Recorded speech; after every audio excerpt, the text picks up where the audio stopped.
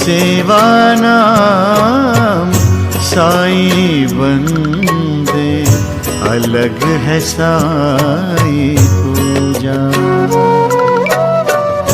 हर जीवों में साईं बसा है, हर जीवों में साईं बसा है, कोई न लागे दूजा। अलग है साईं पूजा, अलग है साईं पूजा। ओम साई राम। मैं साईं पूजा चैनल के माध्यम से आप सभी भक्तों को शत शत प्रणाम और अपने चैनल पर स्वागत करती हूँ। तो आज हम आए हैं आप लोगों से बाबा को कैसे मनाएं, कैसे आपकी बात बाबा सुने, कैसे आपकी इच्छाएं पूर्ति हो, आज हम इस पर चर्चा करेंगे और कुछ सोशल वर्किंग पर चर्चा करेंगे। सोशल वर्किंग एक ऐसा माध्यम है जिससे बाबा के यहाँ पर आप दिल के अंदर अपना घर बना सकते हो। तो बात करते हैं आज हम अपने बारे में, जितना भी कि मैंने बाबा को जाना है। मुझे, जैसे कि आपने मेरा प्रीवियस एपिसोड्स देखे हैं, मुझे बाबा से जुड़े हुए तो यूँ तो बहुत साल हो गए। जब मैं 9th में थी तब मैंने बाबा से जुड़ी और बाबा का व्रत किए और जो विश मांगी थी बाबा ने पूरी की। और फिर 9th के बाद फिर जब हम 10th में गए और 10th के बाद हमारी शादी हुई, उसके बाद हम बाबा को भूल गए थे और बाबा की पूजा पाठ करना छोड़ दिया था, जैसे कि मैंने प्रीवियस वीडियो में बताया हुआ है। 7 साल बाद वापस जब मेरी माँ ने मुझे बोला कि पूजा तुमने कुछ गलती की है जो आज तुम परेशान हो। उस समय मैं बहुत परेशान थी, फाइनेंशियली प्रॉब्लम थी, मेंटली प्रॉब्लम थी, डिप्रेशन में थी, क्योंकि उस वक्त जो विशाल जी थे उस वक्त सेटल्ड नहीं थे, मैं जॉबलेस थी, कुछ नहीं था मेरे पास, और एक बेटी, उसका बोझ कैसे पालना है, उसको कैसे संवारना है। और मेरी माँ ने तो बचपन से यही सिखाया था, किसी के आगे मांगना मत। तो मैं अपनी इवन माँ से भी नहीं मांगती थी, क्योंकि जो वो देती थी वो मैं रखती थी। उस समय कंडीशन ऐसी थी। पर 2007 से जब मेरी माँ ने मुझे बोला कि पूजा कुछ तो प्रॉब्लम है जो तुमने कुछ छोड़ा है, और मैंने याद आया कि मैंने क्या छोड़ा था। मैंने अपने घर से, मेरे घर में जो ससुराल में, मेरे घर में बाबा की मूर्ति नहीं थी, बाबा का कोई स्वरूप नहीं था, क्योंकि एक छोटी सी फोटो हुआ करती थी मेरे घर में, जिसकी पूजा भी मैंने छोड़ दी थी करनी। बट मैंने वो स्वरूप छोटे छोटे से उठाए और मैं लेके गई, जैसे कि मैंने प्रीवियस एपिसोड में बताया कि जब मैंने घंटी बजाना स्टार्ट की तो बाबा की ये दाढ़ी यहाँ पर ब्राउन हुई, जैसे कि आप सभी वो फोटो में देख सकते हैं। फिर दूसरे तीसरे दिन ये काली हुई। तो बाबा ने मुझे बताया कि मैं तुम्हें देख रहा हूँ, तुम्हें सुन रहा हूँ, मैं तुम्हें समझ रहा हूँ, तुम मेरी शरण में आई हो और मैं तुम्हें खाली हाथ नहीं जाने दूंगा। मेरी बेटी का नाम था वैष्णवी आनंद, मैंने उसका नाम श्रद्धा साईं रखा। फिर मैंने अपने बाबा से बोला राखी बांधने के लिए।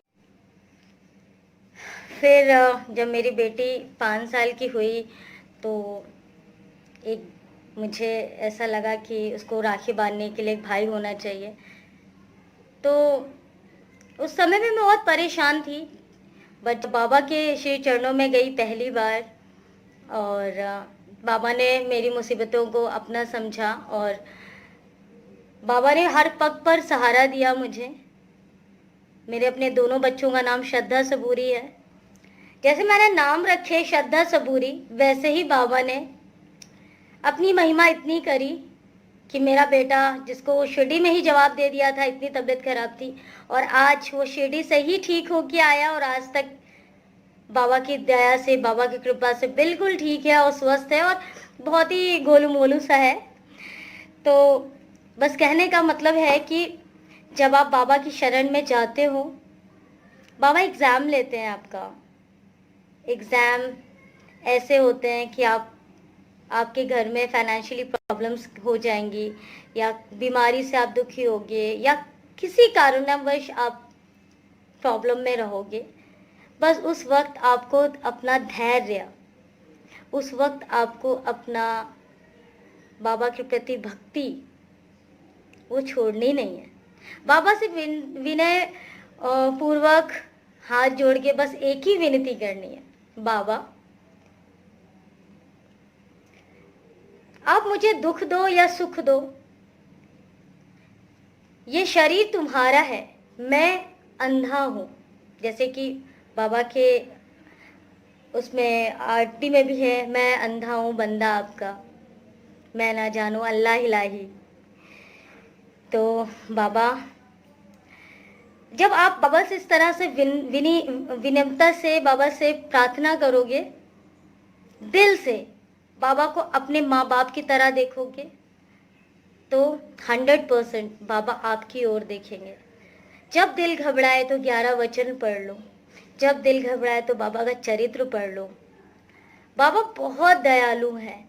अपना विश्वास नहीं तोड़ना है, जितनी भी मुसीबत आए अपना विश्वास नहीं तोड़ना है। और बाबा मेरे सामने हैं, मेरे पास हैं, और मेरे ऊपर ऐसा नहीं है कि मुसीबतें नहीं आती हैं, संघर्ष नहीं आते, पर बाबा ने वहाँ मेरे रास्ते जहाँ बंद हुए, जहाँ पर लगा कि यहाँ पर कोई उम्मीद नहीं है, यहाँ पर अब कुछ नहीं हो सकता, बाबा ने वहाँ रास्ते खोले मुझे। मैंने जॉब छोड़ी, मैंने बहुत सेक्रीफाइस किया, बट सेक्रीफाइस बाबा को मेरे सामने है, मुझे कभी सेक्रीफाइस नहीं लगा। मेरे साथ हर कदम पे बाबा थे, हर कदम पे। आज भी मैं अभी भी आपके सामने बस इतना ही कहूँगी, ये मेरे पास है, मेरे साथ है। जब कोई बात पड़ जाए, जब कोई मुश्किल पड़ जाए, तुम देना साथ मेरा। बस इतना ही बाबा से मैं बोलती हूँ, और 2 लाइनें मैं गा के भी दिखाऊंगी, सुनाऊंगी। जब कोई बात बिगड़ जाए, जब कोई मुश्किल पड़ जाए, तुम देना साथ मेरा ओ हमनवा। न कोई है न कोई था जिंदगी में तुम्हारे सिवा, तुम देना साथ मेरा ओ हमनवा। तो जब ऐसी मुसीबतें आए तो बाबा को याद करना, बाबा के पास लाइट ऑफ करके रात में 1 से 4 बैठना, अगरबत्ती लगाना और बाबा के आगे प्रार्थना करना। आपने किसी के आगे रोना नहीं है, आपने किसी के आगे अपना दुख शेयर नहीं करना है। दुख शेयर करना है तो इनके आगे शेयर करना है। कोई नहीं सुनेगा आपकी बात, सिर्फ सुनेगा तो सिर्फ Sai. And this is my promise to all of you. दिल से मैं प्रॉमिस के साथ बोलती हूँ, कोई नहीं सुनेगा आपकी बात, लोग मजाक बना देंगे आपका, पर सुनेगा यही। पर आपके मन में उतनी भक्ति उजागर होनी चाहिए, उतनी श्रद्धा उजागर होनी चाहिए। बाबा बहुत कठिनाइयां दे, उस रास्ते पे चलिए, क्योंकि वही रास्ता, वही ब्रह्मांड नायक हमारा साईं हमें रास्ते पे ले जाएगा। बट वो हमें एग्जाम करेगा, हमें अपना एग्जाम देना है।